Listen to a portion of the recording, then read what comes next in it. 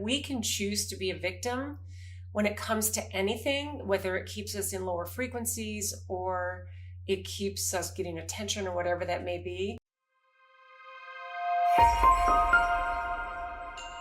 Is there a simple way to release victimhood once and for all?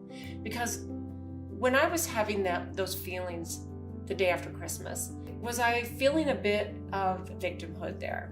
Maybe. And maybe I needed to feel those emotions so that I could release them, right? You could really spin that any way. I think that for me, it was a little bit like, okay, maybe I needed to just release the emotions. Was I in a bit of victimhood? Because I look at my blessings and I look at the things that I get to do in this lifetime and the people that surround me, that love me, and that I flow love back on, and my life is good, right? So is there a simple way to release victimhood once and for all? And then I wrote this: do we overcomplicate things as human beings? Yes, there is no doubt. So think about the lower levels of consciousness, okay? And the emotions that are there. Do they keep us in victimhood? These emotions: guilt, fear, apathy, shame, anger, neglect, all of those emotions. I believe that those are perpetuated on purpose. And this is something I've definitely talked about many, many times. Everything we learn from someone else is their own human perspective and experience.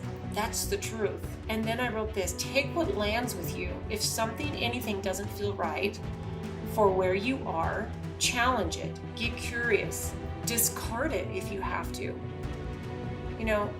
I used to be a person who would listen to someone and what they said sounded good, and I really wasn't thinking about it deeply or thinking about it from a soul level if it resonated with me, and I would just readily agree with them. But sometimes something wouldn't quite sit right, but I would still readily agree with them because I wanted them to like me or respect me, or I wanted to be part of the crowd or part of the group, or I wanted the person to connect with me deeper, even though what I was listening to and agreeing to didn't land correctly. So we need to return to the present moment. The past and the future are where most guilt, shame, and fear live. The present moment, however, is free of drama.